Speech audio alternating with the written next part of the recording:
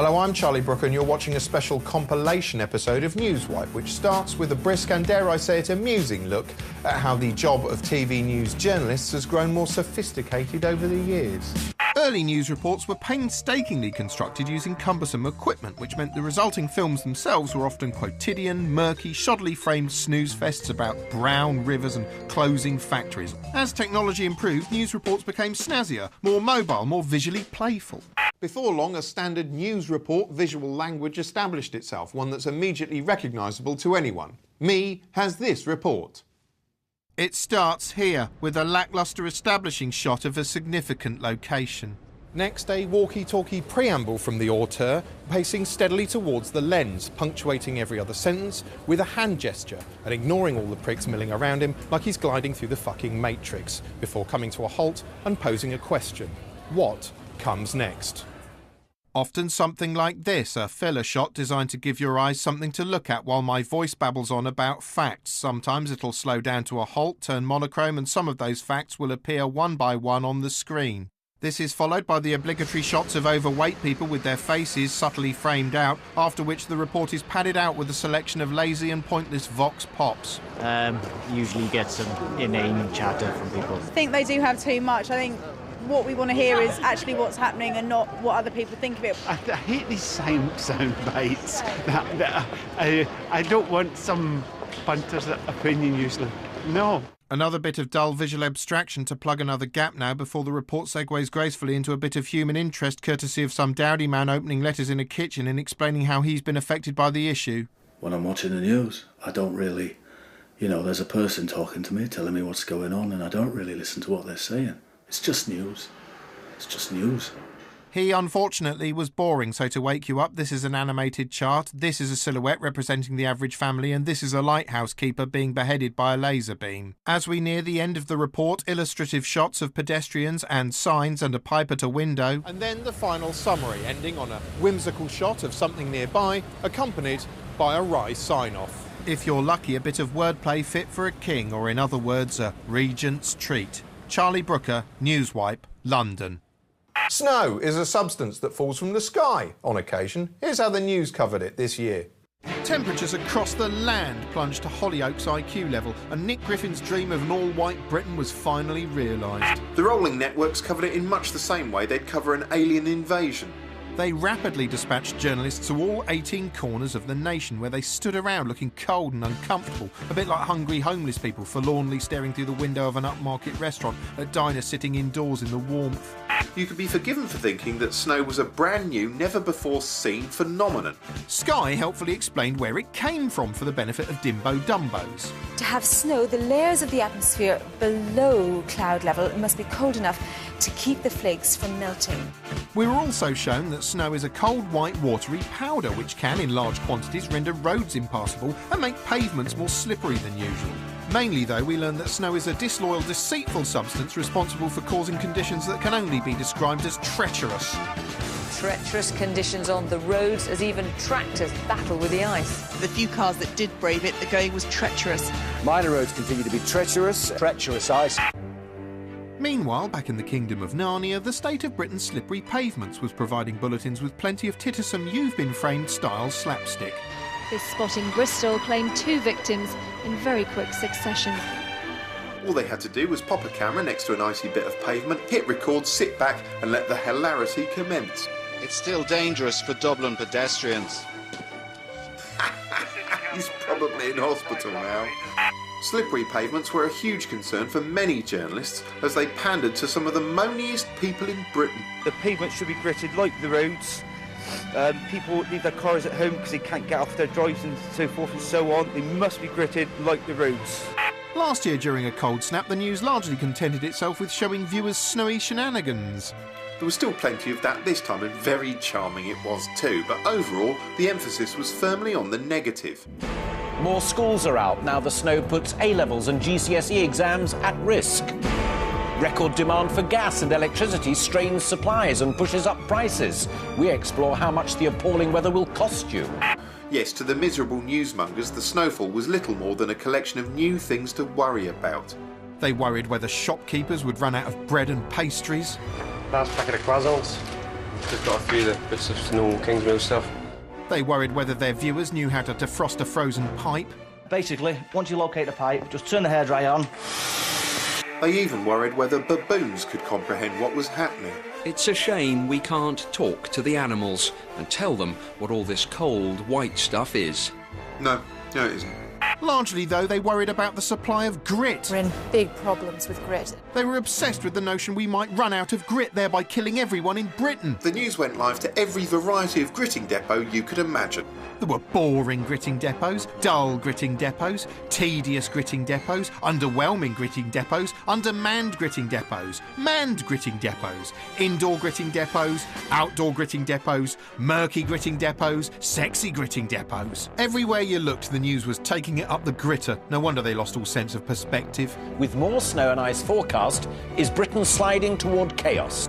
While the reporters stood around looking miserable, concerned and serious, real people were having a laugh. They were frolicking, tumbling, sledging and arsing around in the background, precisely the sort of frivolity Alistair Stewart has no time for. The bad weather has indeed brought great acts of humanity, but as you just saw, it's also been an excuse for spectacular stupidity.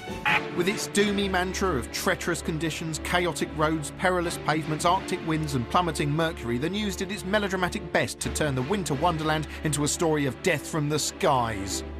It was a tale of woe, peril and treachery the general public just weren't buying. What about this travel chaos, the misery across Britain, snowbound Britain? Doesn't matter, does it? The beginning of 2010 was dominated by the tragic earthquake in Haiti. We took a look at how the news covered it. Recently, the news has been filled with scenes of unimaginable horror and unbearable suffering.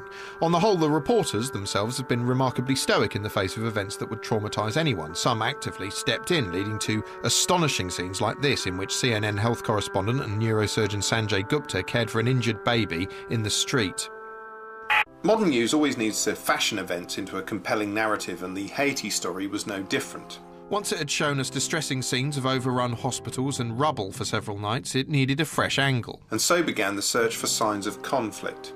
Obviously, a massive aid effort organised at short notice in a country whose infrastructure has been destroyed is going to be a logistical nightmare, and there was much coverage criticising the slow distribution of aid. But one of the things holding up the aid was the fear of violence, which the news also seemed fascinated by. The moment footage of sporadic but inevitable scuffles arrived, it was seized on as evidence that the whole of Haiti was about to descend into barbarism. But with aid struggling to get through, the country is spiralling out of control. Haiti now is not just a tinderbox of simmering desperation and anxiety. It's possibly just one step from something very ugly indeed. At times, the news seemed to frame the threat of violence not as a possibility in any society that's hit by a massive disaster, but as something unique to Haiti itself. There's this ugly undercurrent, sadly, within Haitian history, which has the ability to turn. It has the ability to quite literally fight for survival. Hence, you're seeing not just doctors and aid workers on the streets, but riot police too. The ugly undercurrent in Haitian history presumably distinguishes it from Britain, a nation whose own history consists of millennia of uninterrupted peace. Still, whatever, here's some angry foreigners.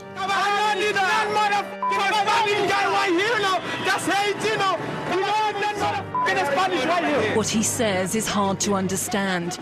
It almost doesn't matter. If you say so.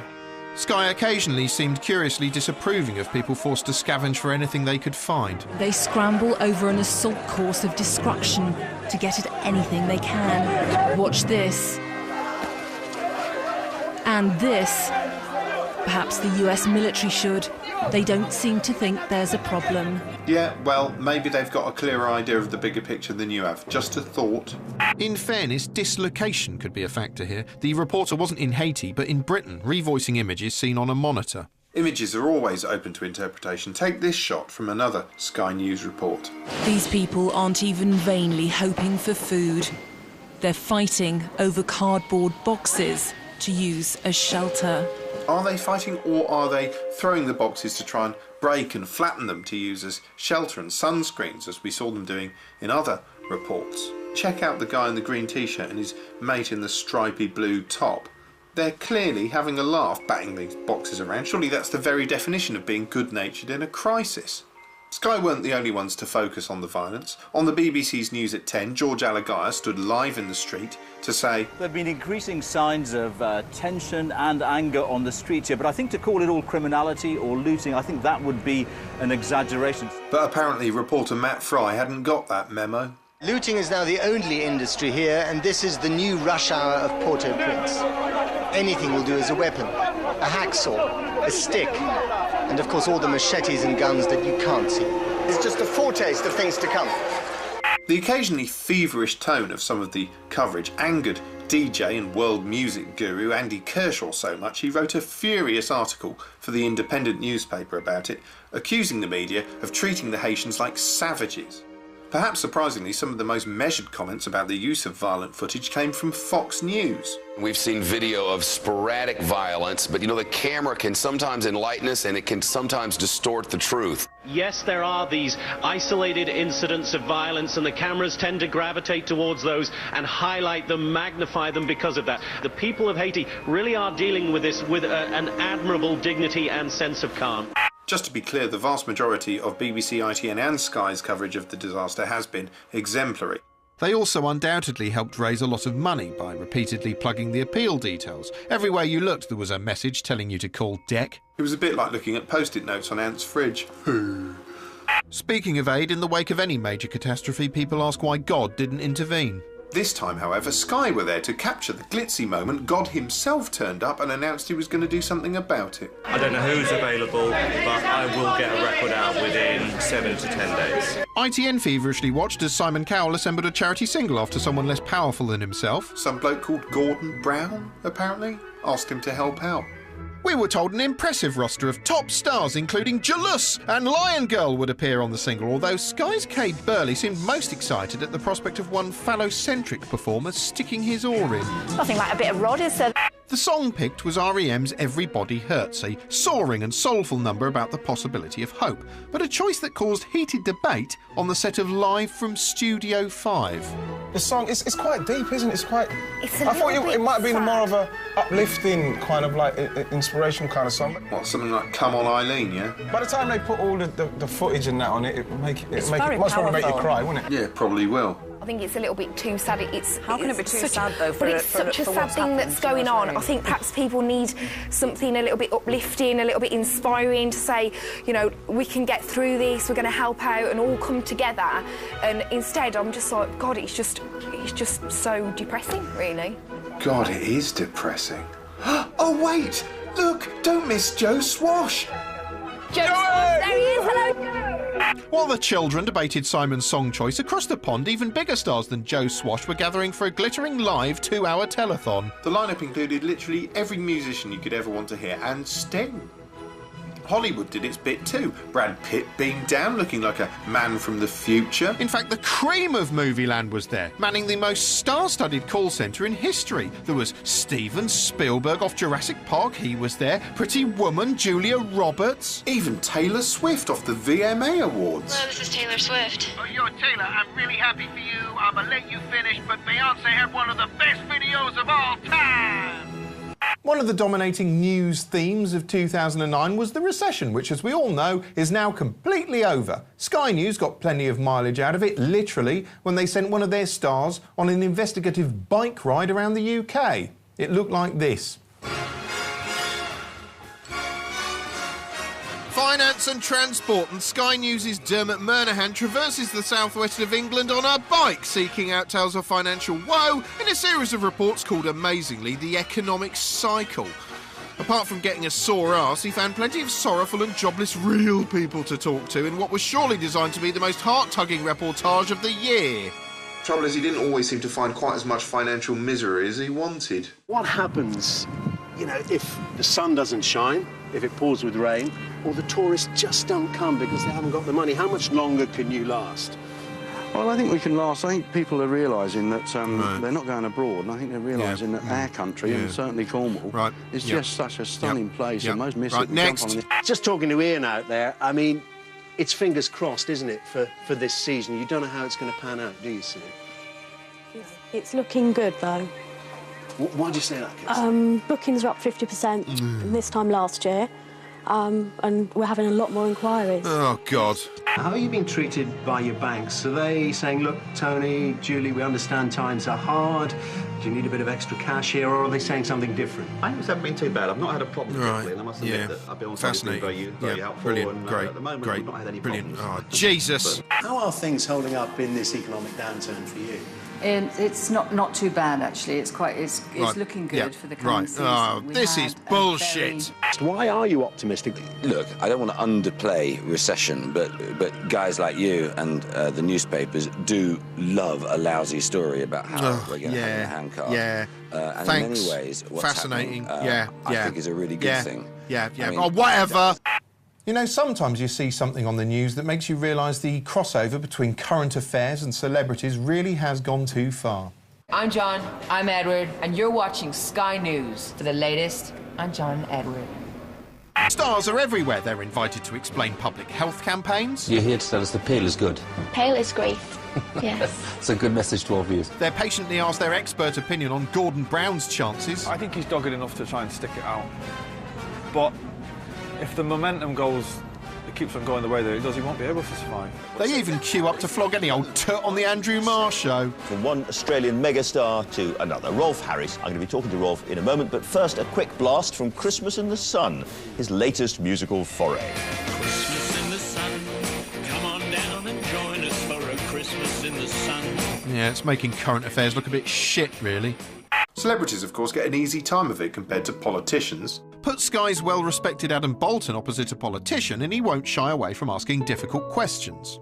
But stick a star in his eyeline and tickety-tock, it's bum kiss o'clock. Now Sir Anthony Hopkins is showcasing his own paintings at exhibitions in London and Edinburgh. Yes, it seems Sir Hannibal's done some paintings so marvellous even noted critic Adam Bolton struggles to describe them. They're sort of two sorts, it seems. They're realist landscapes, and then they're the more sort of fantastical dreamscapes. To be fair, that is probably the 9th best painting of a purple elephant I've seen since primary school. I just follow my instinct. I paint in a childlike way. I don't have a sense of... I have no training in perspective. No. So I just paint as a... Rich man with time on his hands? Did it help you playing Picasso? Has that helped you as an artist? Yes. Jesus, Bolton's being so deferential, it's as though he's mistaken him for some kind of ancient forest god. Sir Anthony Hopkins, Wolfman, Thor and artist. A lot to look forward to. Thank you very much indeed. Thank you very much. Thank you. 5 News is the logical extension of all this starry ring-licking. Often it's not like a news bulletin at all, more like watching a boy reading Heat magazine off on auto cue. For our latest celebrity report, Louise Redknapp explains how she's hoping to give glamour a good name. Hi, I'm here in Selfridges in London where we're preparing for the really great garage sale. The sole benefit to using Louise Redknapp as a celebrity reporter is it helpfully marks the ultimate low. I mean, really, nothing could possibly be worse than that. Tiger 4! OK, if you like, Jed, you're going to love tonight's show. Yes, you are, because we're going to be hearing from the boys later on, plus all the stars from the National TV Awards. We'll be asking if you would choose laughs over looks, and we'll also be hearing from Simon Cowell. We're live from Studio 5! I take that back. Yes, Live from Studio 5 is the first news programme broadcast directly from hell. Hosted by a large-breasted duckling, an incoherent footballer and a 200-foot wall of searing white tooth enamel, it's a nightmarish parade of one lightweight item after another, like being force-fed marshmallows by a bastard in a glittery hat. Incredibly, this actually counts towards 5's news output, the stuff it has to broadcast as part of its public service remit. Still, they do cover the issues. Issues like, are hairy legs horrid? Why on earth would you not shave your legs? I just don't get it. Is Ricky Gervais funny or hilarious?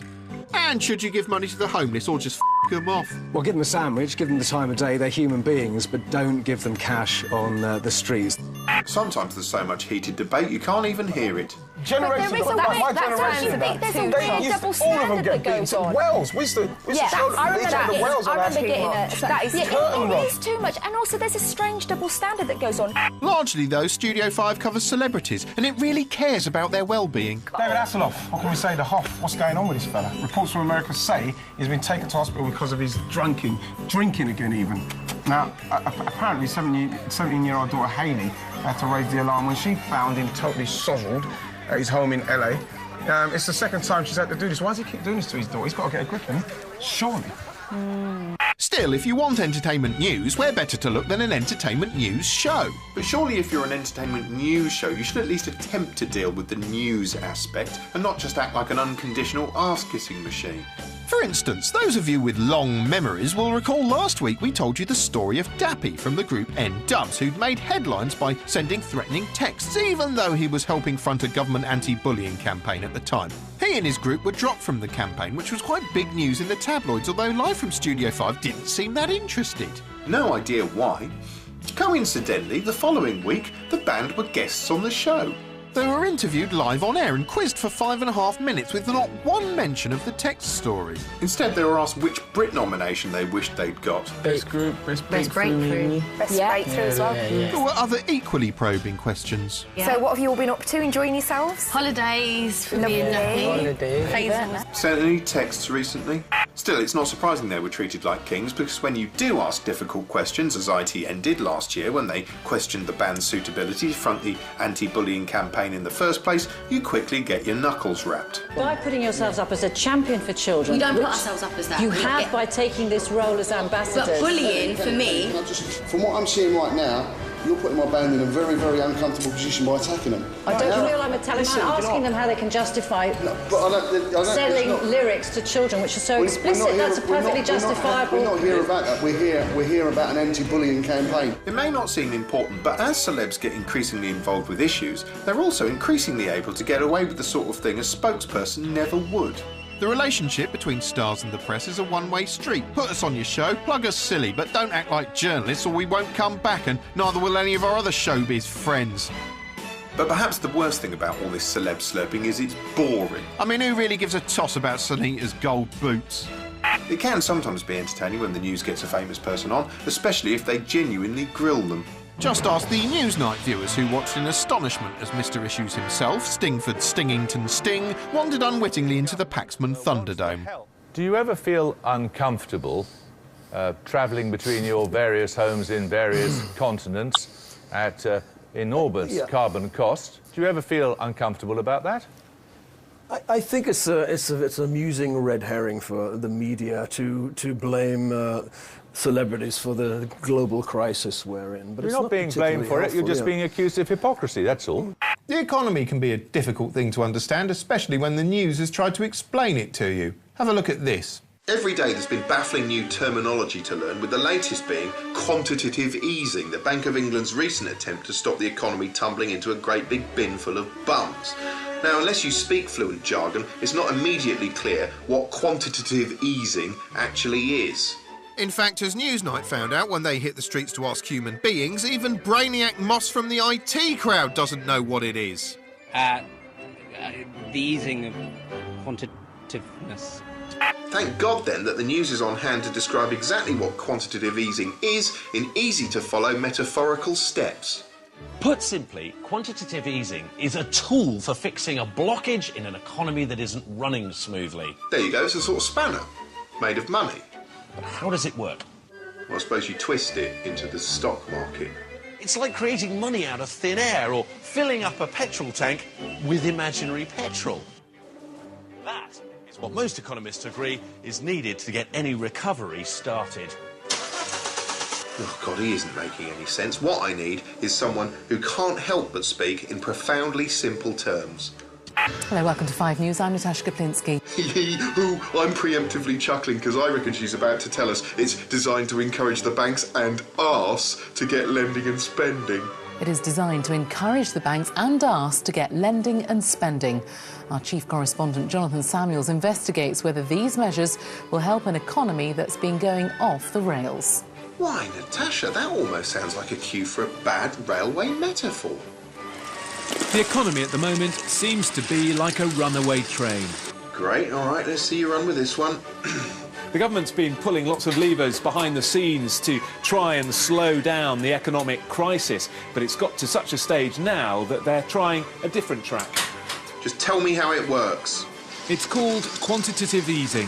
The idea is to pump more money into the economy and get banks lending again. Toot toot, the economy's made of trains. We once had a model economy. The government hopes the latest measures will mean we soon see light at the end of the tunnel. As anyone with eyes, ears and a brain knows, politicians don't always come across too well on TV, and they're often their own worst enemy, as any viewer who's sat through a party political broadcast will tell you. Without interviewers holding them to account, politicians can easily seem stuffy or complacent. I think we can be fairly satisfied the way things have gone lately, don't you, Ram? Yes, but we've got through our programme very well, and I've just come from the House, and we're right up to date. Or weird and creepy. We believe in Britain. We're all in this together. Good luck to you all, and good night. Or bolshy and needy. Stand firm. Don't be swayed. Give us a chance. Or young and sexy. Neil Kinnock's greatest asset is his youth. Or grey and boring. Or Scottish and boring and sitting at a desk. Good evening. Good God, it's footage of Gordon Brown in the womb. You'd be better off with Labour. And when they're not telling you you're better off with Labour, they're telling you the economic situation is getting better more quickly than anybody thought this time last year. There's no doubt that the economic situation is getting better, and it's getting better more quickly than anybody thought this time last year. Even when politicians simply try and drum up support, they come across like a weird cult. I just came to realise that if I believed in those principles and I supported what the Labour Party was doing, then I should really join up and play a part in trying to change things. Yes, no matter how many zhuzhy modern TV techniques they employ to pass themselves off as normal people, politicians seem doomed to come across as snake oil salesmen or pricks. Maybe they could do with help from someone who really knows how TV works. Somebody a bit like Simon Cowell. Yes, entertainment deity Simon Cowell recently outlined his plan to redefine political TV in a revealing and ominous interview on the BBC's Heavyweight News Night. You've said in the past that the X Factor could have other applications. What about some kind of political engagement for the X Factor? Yeah, because it's the sort of thing I'd like to watch. There are so many really, really, really hot topics. And like I think, what? Well, for instance, should we or should we be in Iraq and Afghanistan? If you actually asked most people in the country, why are we there? I couldn't even tell you. Simon might like to know that an X Factor-style political show has been tried before in the form of ITV's snazzy political bear pit Vote For Me, which had all the usual talent show ingredients: a shiny studio, a panel of expert judges, an eager amateur lineup and a phone vote, and which, to the channel's embarrassment, was won by extreme right-winger Rodney Hilton-Potts. Thank you very much. Finally, candidate number one, Rodney, tell us one thing you care about. Your time starts now. Our pensioners didn't fight 2 world wars to save this great country, to have it swamped with immigrants. Vote For Me wasn't a hit, but then it didn't have a red telephone in the middle. We would have a red telephone in the middle, which is at any time someone from number 10 can call in. But I think something like that would be a good way for me to get involved in politics in my own way, which is it would be controversial. The public would eventually make the decision. You know, I dread to think what a controversial political X Factor in which the public gets to decide might look like. He's the most divisive politician in Britain today. He denied climate change. He denied the existence of black Welshmen. There's no such thing as a black Welshman. He denied 6 million dead. I'm not a racist, no. It's time. That was a lynch mob. To face Nick Griffin. Well, that's all we've got time for in this compilation edition. Go away. Coming up next tonight, Mark Lawson settles in for a chat with the star of our all-new Corridors of Power season drama on expenses, actor Brian Cox.